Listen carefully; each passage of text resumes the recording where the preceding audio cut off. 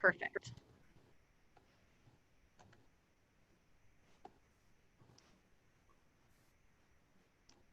Okay, I got all my features. So as Advocacy Director for St. John's Riverkeeper, my job is to connect folks with the issues impacting the St. John's. And one way that I'm really excited to be able to, as the summer months happen and as we potentially see more and more algae blooms, is connect this thread of algae, how it's formed, how it interacts with our river, connect it to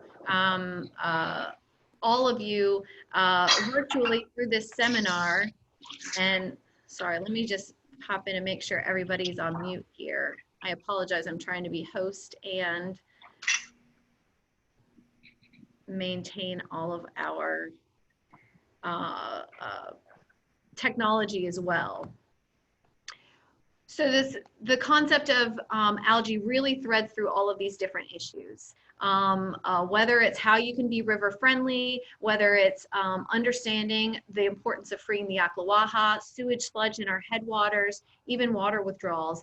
All of these issues have the potential to exacerbate algae blooms and make the pollution in our river more visible. And so really understanding these issues through this thread of algae is something that we're looking to do through this summer series. They should be quick, get going, get into the meat of the subject, and then we always hope to provide action, to provide a sense of what you can do to help throughout each of these presentations.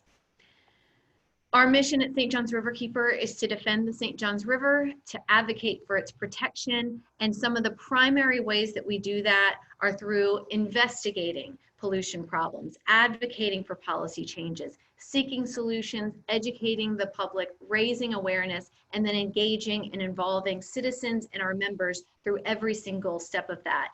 Each of these tasks is, I think, even more understood through the lens of looking at algae on the St. John's River, because in order to investigate, we need to go out there and see where the algae is. In order to advocate for policy changes, you know, understanding algae and how it works helps to propel some of those things. We're always looking for solutions to prevention of some of these issues. And just like with this webinar today, educating the public helps us in trying to move some of these policy solutions forward, but also just the understanding of how it all works.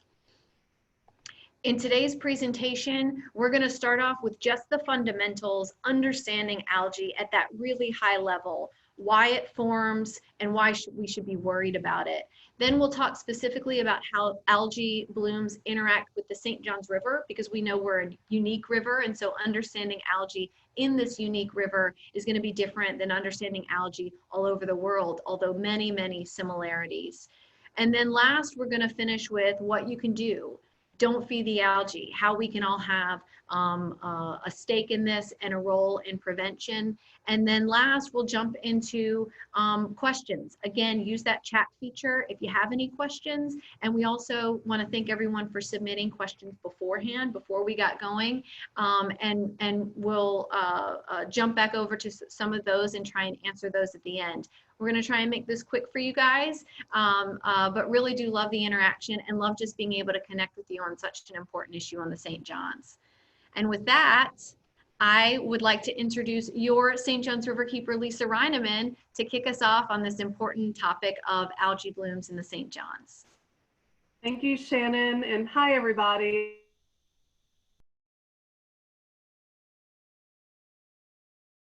Of our volunteer rock stars that are on with us. And I know I'm missing some folks too, but I just wanted to point out, in a minute, we'll be talking about our river, and it's a 310-mile river. We're here in the lower basin in Jacksonville, but the river starts in Indian River in Brevard counties in the upper basin. And we have a volunteer on the line, Bill Zobe, who's been watching over algal blooms for the last 3 years, working with us, and many more years. So welcome, Bill. He's been helping us with our Headwaters Advisory Council.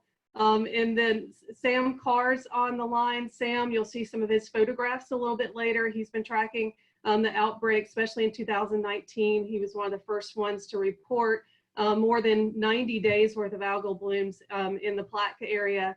And then here in Jacksonville, Michelle Tapuni, she was the head of the Blue-Green Algae Task Force for the Waterways Commission, and she's been advocating for some of the solutions that we'll be talking about today, as well as throughout this series.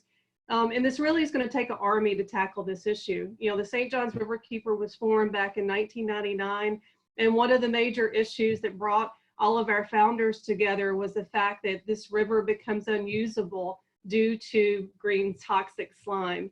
And it was one of the things that motivated me to become a volunteer back in 2005, back when there was the green monster. And so it's something that we've made progress on, but there's also new sources of pollution, there's new threats. And so we're going to be talking about those and what we can do about it over this summer series, and look forward to working with each of you to make a difference.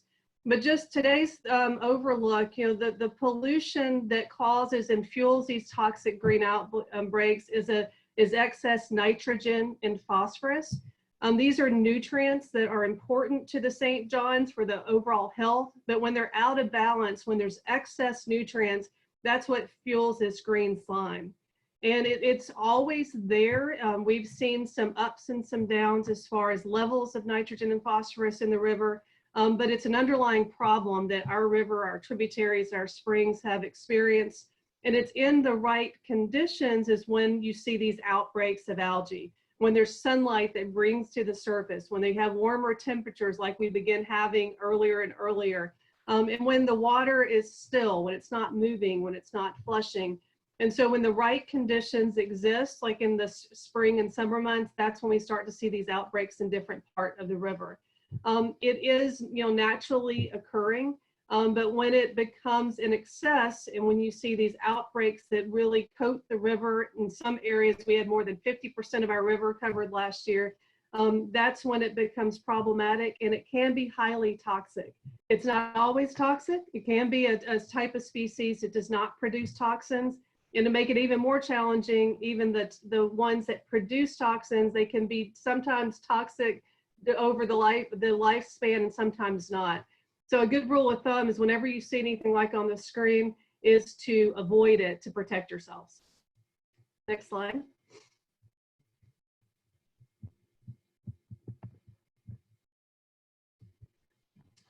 So, you know, the rule of thumb that we really focus on is an effort working with our partners across the state to stop pollution at its source. It's so much easier to keep the pollution out than trying to get it out after the fact. It's a lot cheaper as well. We all can be more river friendly, as Shannon mentioned, to keep our own pollution footprint low, but we also have to work together to make sure we have local, regional, and state policies and federal policies to make sure that the pollution's not going in. Unfortunately, we've lost a couple issues, like with sewage sludge we'll be talking about, but it's critical that we work together to stop pollution at its source, avoid exposure. You know, your health, our children's health, our pets is, you know, extremely important. So we need to always focus on, even when we're talking about testing and understanding this threat, we have to avoid exposure. And it's critical for us to report, test, and monitor. If we're not getting it on the radar that these things are happening in the St. Johns, we're not going to get the political, our elected officials' political attention. And the only way to prevent these blooms is for us to do our part, and also for our elected officials to put those protections in place. These algal blooms can be extremely toxic. In fact, we had one scientist doing a presentation for us that said, you know, there's some types that can be as toxic as snake venom. You don't hear scientists use language like that lightly. But it can be very toxic, and there's different ways you can have exposure. You can ingest it if you're out swimming, if you're actually drinking the water, even if you fall in and accidentally ingest some, but also inhalation. When you're in a boat and you have a boat wake, it can kick up these toxins. You can breathe it in. That's when we were so troubled years ago to see kids actually on tubes behind boats in these outbreaks, which is really harmful for children. But there's also new studies that are showing there could be neurological issues. There's some connections, and they're starting to connect the dots. It's early on in the science, but to ALS and to Alzheimer's. And there are some documentaries that we've shown, like Toxic Puzzle, that talk about those studies. It can be harmful to animals and to people. A lot of times you see it really the scum like in areas along the bank where pets come into contact with it. So you want to protect your pets. And you also do not want to eat fish that is you find or you would fish in a bloom. All of this information is in more detail on the Department of Health's website. You can also go to stjohnsriverkeeper.org to get more specific ways to protect yourself from these outbreaks. But again, algae in the St. Johns, it's not anything new. This is something we've been working on for more than 20 years and will continue to do so. And our river, as we discussed, it's 310 miles long. And so in our upper basin, in Indian River, Brevard, Osceola counties, it's more like the Everglades. There's a lot of wetlands and lakes that are connected, and there's a lot of agriculture. We're also seeing an increase of sewage sludge or biosolids that's being distributed in that area. And so this area has historically had a phosphorus issue. There was hundreds of millions of dollars put into the headwaters to restore it by state and local and federal agencies. But unfortunately, we're seeing now more pollution coming off with this unsustainable use of sewage sludge. In the middle basin, it's more of a spring-fed river. This is where a lot of our freshwater springs come in. And for all of you, their springs enthusiasts, you know, we're seeing an increase of nitrates in our springs due to overdevelopment and agricultural in our spring sheds. And so when you're seeing increased pollution in our springs provide more than 30% of the freshwater flow in the St. Johns. You start seeing more of those nitrate issues. In addition to runoff, like in some of our major tributaries in the Middle Basin from the highly urbanized area of Orlando, the Econ-Waxahachie, for example, we're seeing fertilizer runoffs and an increase in reuse water, which we'll talk about a little bit later, that has some issues with nutrient. And here in the lower basin, of course, in the Tri-County Ag area, another big area of agriculture, there's a lot of septic tanks throughout the St. Johns, especially in Volusia County, Putnam County, here in Duval, and then another great urbanized area with Jacksonville, which we're seeing more and more issues with stormwater runoff. And not really, there's not regulation and rules in place to truly have stormwater systems to reduce nutrient pollution runoff. Next slide. So what are the sources? We've talked about these a little bit. One of the ones that we all can control or what we put on our backyard, residential fertilizer is a major issue because what goes on our yard runs down the storm drain into our waterways. You can be miles away from the St. Johns or a tributary, but if it goes down the drain, it will impact our river. Septic tanks, reclaimed water. Reclaimed water is something that we celebrate because it's a way to reuse gray water or gray water coming from our wastewater treatment facilities. So it offsets the use from our aquifer on our grass. Problem is it's very high in nutrients. And so if you're not paying attention to those nutrients are running off into our waterways. And we're seeing more and more evidence that these are fueling toxic blue-green algae, not just in the St. Johns, but other waterways. Same as sewage sludge, stormwater, wastewater. Again, it's carrying, the stormwater is carrying fertilizers and pesticides into our waterways. And then we have wastewater treatment facilities that are also having, in addition to this, industrial waste, agriculture, and aquatic spraying or other sources of nutrients. So it's very complex. There's many opportunities for improvement. Sewage sludge is one that we've been working on with our Headwaters Advisory Council for about more than 2 years. And one of the reasons this is so troubling is this is a brand new source of nutrient pollution to the St. Johns. Sewage sludge is the solid byproduct of wastewater treatment facilities. And so it's the solids that wastewater treatment facilities have to clean out before they can discharge their effluent into the St. Johns or any waterway. And you can see the black here is that concentrated human waste.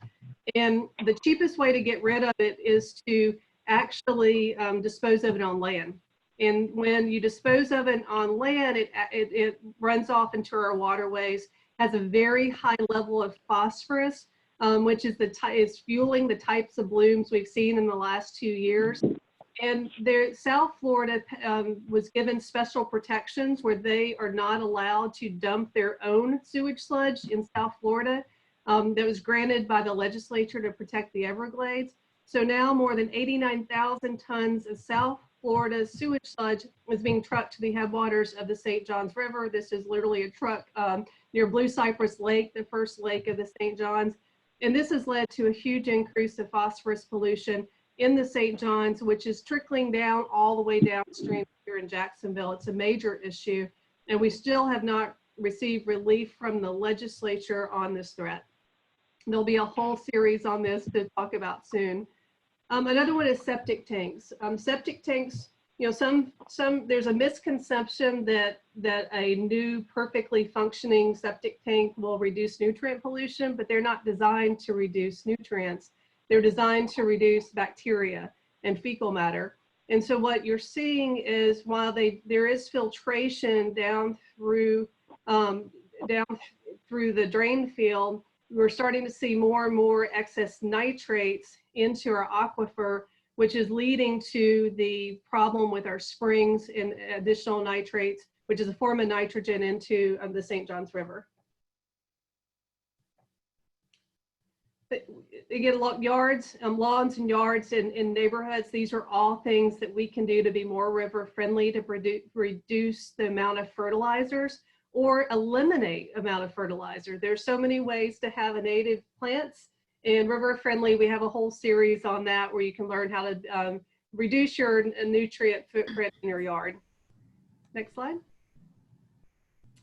And so all of this adds up to a big slimy mess. And I wish there was just one silver bullet where we could tackle this issue together, but there's not one silver bullet. And that's why we're having multiple webinars so we can talk about ways to tackle this issue, to slay the green monster. But now I'm going to turn it over to Shannon Blankenship to talk about some of the reports that we saw last year as well as this year. Shannon? So, you know, a lot of the webinars that we're going to be doing in this series are going to take some of those individual issues and really look at them, how they contribute, and again, it can exacerbate algae blooms in the St. Johns River. But I think a really good place to start just for this overall look at algae blooms in the St. Johns is to reflect on the 2019 algae bloom.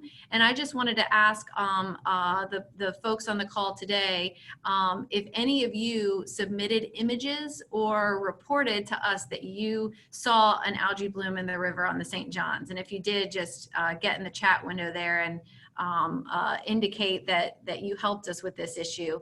So in 2019, one of the earliest reports of an algae bloom came in the Lake George to Willaca stretch of the St. Johns. But from early April through the next 90 days, we actually had reports of algae blooms stretching from as far south as Lake Washington and Lake Poinsett to as far north as the Arlington River and Pottsburg Creek. And what that meant to us was this was a bloom that almost all of you were probably seeing. And we want to thank everyone that took these pictures, that sent them to us, because what we were able to do with these images was quickly get the information over to the DEP. And then the DEP last year took on, I think, a really great job of tracking, testing, monitoring the this bloom, and specifically understanding the toxicity, the type of toxin that was growing, and what was unique about it. Really unique to the 2019 algae bloom that it was not nitrogen driven. It was actually able to fix an unlimited amount of nitrogen from the air, but in fact was phosphorus driven, meaning that the amount of phosphorus within the St. Johns River was allowing this bloom and this specific type of toxin within this algae bloom to grow. And so through tracking and then through an understanding of what we were following, which was sewage sludge being dumped at much higher volumes in our headwaters of Blue Cypress Lake, we were seeing that actually phosphorus levels all the way in Blue Cypress Lake at our headwaters was increasing. And then that was sort of coinciding with this very unique phosphorus-driven algae bloom that we were seeing throughout the almost entirety stretch of the St. Johns. The images that you're looking at now were of the 2019 algae bloom, and really really all hands got on deck for this bloom. So we saw increased testing from the St. Johns River Water Management District. We saw increased accountability from the Florida DEP of what they were testing, where they were testing it, what they were finding. And then we also saw FWC jump in, and you could see from some of the abnormalities that we were also tracking. And again, these were from images that our members had sent to us of what they were finding in our springs, that even wildlife was being impacted by the 2019 bloom. 2019 was just a good year to show the value of having folks on the water, seeing these things, sending in images and reporting it, and then how we were able to quickly, through advocacy, through policy, try to work with the statewide blue-green algae task force to say, you know, this is not just a South Florida issue, because we were seeing a lot after Governor DeSantis was elected to really focus on, we've got to fix South Florida's algae issues right now. But as you can, and we'll show you later in the map, these reports about algae blooms were coming in holistically throughout the entire state of Florida. And so this is a state of Florida issue. There is no solution to South Florida that shouldn't be a solution to North Florida. And any solution to South Florida doesn't need to exacerbate issues in North Florida, which is what we're seeing right now with the sewage sludge issue. Another thing that releases more phosphorus within our sediments that is trapped there is more storms. And so when we see more storms, when we see more frequent storms, more powerful storms, and more intense precipitation and rainfall, is what that's going to do is stir up our river bottom, release some of the trapped phosphorus and trapped sediment, and then that also will exacerbate the frequency and duration of algae blooms. And we'll talk more about that during our next presentation, which will focus specifically on algae blooms and its connection to storms and resiliency and climate change efforts. But just keep in mind that the trajectory for 2020 for our storm season is that we should see 7 to 9 named hurricane storms, and then 2 to 4 that become major. This is above average for summertime hurricanes. Hurricane season starts on June 1st. And so we'll have a lot more information about that coming up from St. Johns Riverkeeper, because as we continue to discuss pollution in the St. Johns River, it's important to understand how climate change and how these storms will impact that. So, yeah, the whole focus, oops, sorry.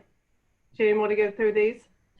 Yeah, and so again, it's about knowing it, it's about avoiding it, it's about reporting it when it comes to algae blooms. And just before I kick it back over to Lisa, I'll highlight that in 2020, we've already begun receiving reports of algae blooms. These are images that were sent in to us from San Mateo in early April, and then later in April in Satsuma. So we are seeing algae blooms.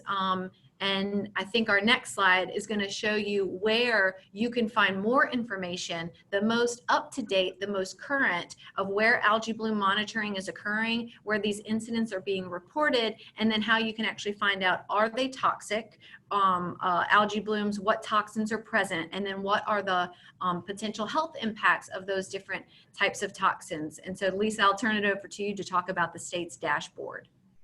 Yeah, so there is a link to this at our website at stjohnsriverkeeper.org, and it is wonderful information. And it's a critical information for our efforts to get the St. Johns River literally on the map in these political discussions. Because as Shannon mentioned, when Governor DeSantis was first elected and put together his Blue-Green Algae Task Force, they were fully focused on South Florida. And we were at every task force meeting, you know, making sure that St. Johns River was discussed. And the only way we can do that to get some traction is that we're reporting these, that these are known. And so we really appreciate all of you that have submitted these. And there is detailed information. Don't let this map scare you too much, because some of these dots are from last year to the 2019 blooms that Shannon mentioned. But then the green and the blue are from reported algae this year, this season. And you can go in and you can actually click on each of these dots, and it'll tell you if they saw a bloom, if they recorded toxins, what species. And so it can give you some very good information. As a result of the outbreak last year, the Water Management District, they are sending out teams every other week to look at some of these sites, but it's still critical that we report and we make sure that what we report is also being documented on this map, because sometimes reports go in, they go out, they don't see anything, it's not registered. And so that's why it's so important if you would share it with us as well, so we can make sure we're holding our agencies accountable, working with them, and making sure that our elected leaders know that this is an issue and that there were 90 days of toxic algae on the St. Johns River last year. Back to Shannon. Yeah, so I want to thank everyone again for reporting, that for those of you that did. One additional way that we're taking reporting to the next level is we actually have folks that we have identified with great proximity and great frequency that they're out on our waterways. And we've gone through the important work of training them to the health impacts so that they understand how to interact with a potentially toxic substance, which algae is. So we don't want anyone going out there and exposing themselves. Images are great, but please, again, remember to use caution with a toxic substance like algae. But we've trained a few people for how to take samples, and in addition have some test strips that we are using in order to be able to actually take those samples and find out if there are toxins present.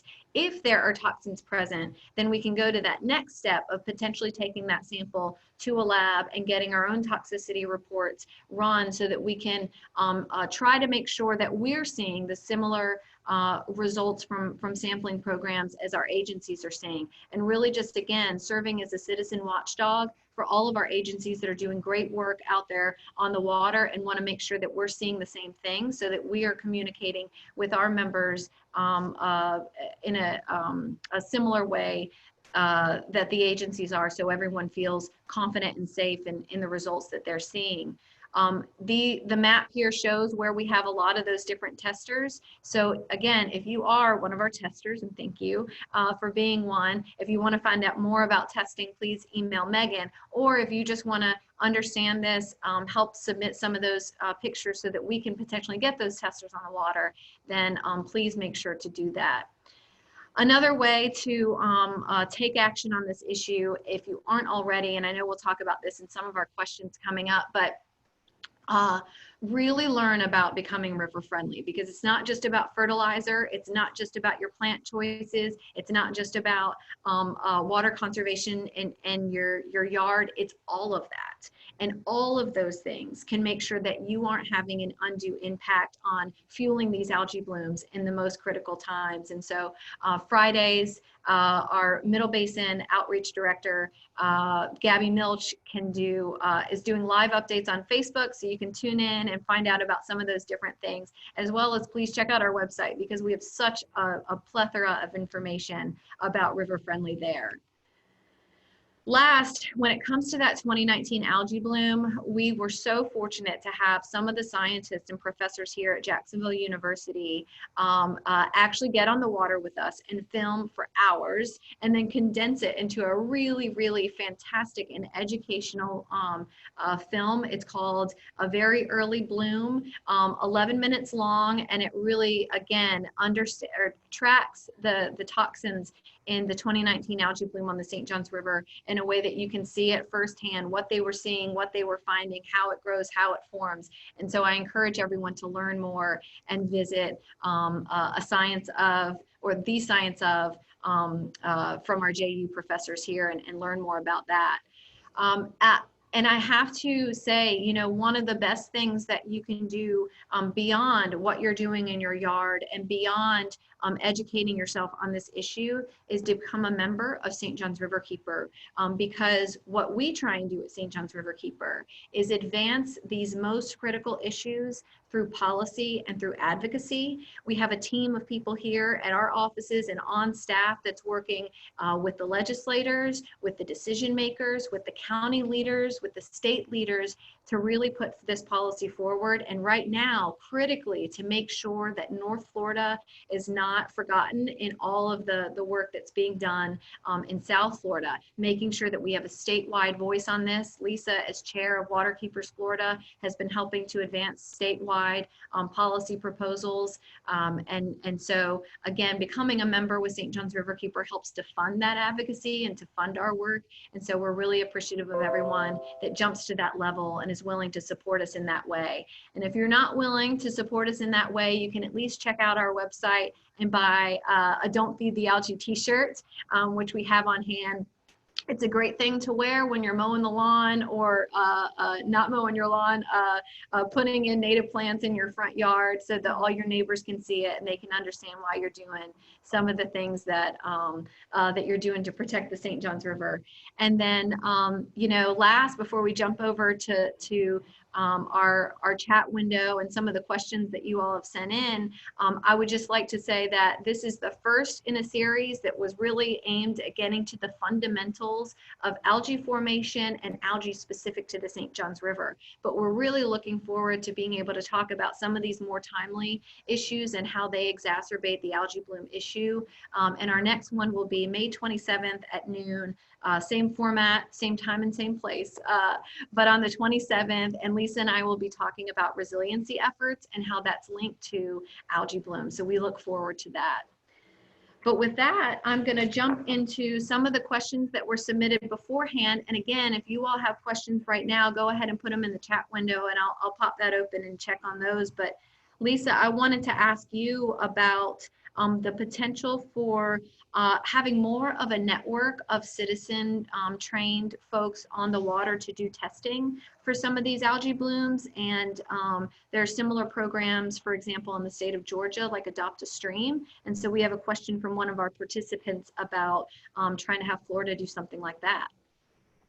Yeah, thank you so much for that question. And everyone on that's participating today, we'd love to hear from you on how questions that you have like this one, as well as ways for us to work better and smarter together. And if you have other topics for these webinars coming up, love to hear from you. As Shannon mentioned, we do have the testing program to see if toxins are present in outbreaks. One of the challenges of testing in algae is it can be highly toxic. So we want to make sure anyone we're working with is trained so they can protect themselves. I know Bill Zobe, who's on the line, he's very well trained, but he came into contact with some toxins in Lake Washington and had some respiratory stress after that. We don't want to see things like that, so we have to make sure the training's in place. And algae is a little difficult too because it comes and goes with those the conditions that we talked about. There is data available on the source, the nutrients. You know, we have information at the state level that's documented. But we are interested in working with our fellow waterkeepers. There's 14 around the state, so we're comparing data and we're sharing information on policy. We're working the Blue-Green Algae Task Force. And so we will look at some of those other programs that you recommended, like in Georgia, to see if there's some citizen science opportunities that we could learn from our neighbors to the north, because we're always wanting to engage our members. So thank you for that question. Lisa, another question. We have some of our members on the call, which is totally understandable, but they're already doing their part for fertilizer. Mm-hmm. They're already reducing fertilizer, maybe even already have a naturalized lawn. So beyond maybe some of those most, basic things that, gosh, I wish everyone in the whole watershed was doing, but how do those individuals themselves go beyond those practices and try to impact preventing that algae bloom from forming? Well, first I want to thank all of you that are living by example and doing things by example, because that is one of the best things. If we all do our part, that's going to make a huge difference. But it's not enough. I mean, we have to do more. And so I would ask is that we all educate our friends, family, and neighbors, and challenge our friends, our colleagues to be more river friendly. And that's something that we can provide the tools for you to help, educate your neighbors, your friends and family. We're doing a lot more electronic education these days, but also I'd ask you to join us in our advocacy efforts. The reason South Florida got protections from sewage sludge And the reason they got the governor's attention is they joined together and they had a loud voice. And so we're trying to make every opportunity to give you and all of our members, everyone that loves the St. John's, a way to give our river a louder voice. And so I think if you're doing everything you can to be river friendly, you can also help us be stronger river friendly advocates. That's really what's going to get us over to a cleaner river finish line. I would just add to that too, that, you know, individuals choosing not to use fertilizer is obviously a great first step. But you can take that up to the next level if you're in a homeowners association, trying to change some of the requirements that HOAs have on fertilizer use would be a really great addition. And then even beyond that, at the county level, we've seen individual counties themselves put more strict fertilizer ordinances on the books, and then potentially even couple that with stronger enforcement of those that are not adhering to some of those. So those are, again, that's advocacy, that's policy, but it starts with individuals. And so if you think that you're doing enough or you're doing as much as you can, then we would ask you to help us with trying to elevate those issues even higher. Well, and we're actually about to go into a staff meeting a little later today. I think these are great opportunities for more volunteer training. You know, how do we get to that next level? And so thank you for that. And we'll figure out ways to make it easier for you all to be advocates to whatever target group you're interested in. Yeah, I do have a few more questions here, but but I know that we won't be able to get to all of them on our call today. What I want to do, though, for Marty, who had a question specifically about the dredging and how the dredging will potentially exacerbate or impact algae blooms, I would encourage you to tune into our River Rising and Resiliency presentation next time, because I would love to be able to answer that a little bit more in depth. And I think that's a great question. And we want to have more time to be able to do that. But I will just say that it will exacerbate algae blooms, and we've highlighted that since the dredging was first proposed, so that folks understood that we could potentially see more algae blooms as a result of that project. And then I had two more really great questions here that I want to highlight and let you folks know that we would love the time to be able to delve into these more. We had a question about algae bloom tracking over the years. And so we shared a really great slide from what the Florida DEP has been doing to track more recently through that dashboard 2019 to now. So you can look back over the last year and really understand some of the algae bloom issues. But when it comes to long-term tracking, I don't have a great answer for you today, but this series is going to cover some of these things. And so I hope to be able to answer that a little bit more fully later. And Lisa, I know that you, through working on this issue for decades now, may have some more resources for that, but holistically put in one place, that might be hard to find. But maybe, Lisa, where do you see more of the historical data collection on algae blooms in the St. John's? So there's definitely more information on sections of the river and its tributaries and springs that have total maximum daily loads and BMAPs, or Basin Management Action Plans. It's not all in one place. And so that question started getting us thinking on how do we pull that information and make it more trackable and available in one place. There also was, back during the last economic downturn, there was a severe reduction of monitoring. And we actually started going out and exposing that fact and was able to get more monitoring. So there's a little bit of gap on information. So it's a little bit piecemeal, but that is something that there are sources available. So we're going to challenge ourselves to pull some of those different piecemeal tracking tools together in one place. And so we'll report back to this group as we work on that this summer. And then last from Mike, you had asked about the percentage of nitrogen predicted to leave a site as runoff during rain events. And we're actually going to cover that in our Being River Friendly presentation, because there are so many land use policy changes in the residential way that could help with reducing nitrogen. I don't know the percentage of nitrogen that in 1 inch of rain will reach our waterways, but I do know that states have taken action specifically to prevent that first inch of rain from reaching our waterways anyway. And we'll talk about what some of those policies and strategies have been, some of the things that could help us here in the state of Florida to prevent nitrogen from reaching our waterways. And so that is the segment that will cover that. And also aquatic spraying. We do want to be able to talk more about aquatic spraying and its impact on growing algae blooms. There are a lot of different ways that nutrients reach our waterways, and that's one of them. And so that's also going to be covered in some of our future segments. This is the first of many, and I really hope that everyone will, whether you're able to make it or not, will check out our website, see the recordings of these, and start to follow and learn more about algae bloom and obviously how complex it can be in the St. Johns River.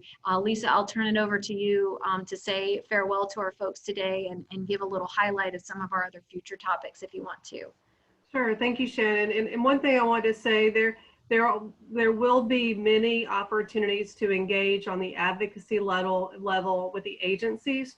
One of the things that came out of the legislative session this past year was they're starting to do a lot of rulemaking. And unfortunately, rulemaking doesn't give us the protections we want right away, but it does give us a forum to engage and stand up for the St. Johns. Two things that will be happening later this year is one on the sewage sludge issue that we've been working on, but also stormwater improvements. We haven't made stormwater rule improvements in a long time. It's way overdue. And so not only are we as environmentalists asking for it, so are the counties, because they're needing the tools to reduce their nutrient footprint. So that'll get into that discussion about how much water needs to be held back. So we'll keep you all posted on those. And in each of these upcoming sessions, we will take a deeper dive into these issues. And some of your questions will be perfectly answered in those segments. The next one's the river rising resiliency. We have one coming up on looking at the sewage sludge issue. We're looking at dredging and how, that discussion, how that will exacerbate these issues. And Shannon, help me. I'm sorry, I don't have them in front of me, but then we've got being river friendly, Central Florida Water Initiative, Free the Aquawaha. So yeah, we'll be able to dive into all of these things, and it's so interesting how they all can help to alleviate the nutrient pollution source. So if you're interested in preventing algae blooms, then we want to tell you how all these issues that we're working on are looking to prevent pollution from reaching our waterways and forming these algae blooms. So it's an interesting and fun way to try to discuss some of these issues, and we're excited that so many people turned out today, and hopefully you all will join us in future segments. And just in closing, you don't have to wait for 2 weeks before you reach out to us on this discussion. Let's keep this going, because this is extremely helpful. While we can't see each other in person right now, we can definitely engage electronically and virtually to figure out how to tackle these issues today, how to tackle them this next year, and more importantly, how do we protect the St. Johns River for future generations. So thank you all for caring enough to tune in. We look forward to working with you all this summer so we can count on less green in our river in the future. But thank you all. Thank you. Bye.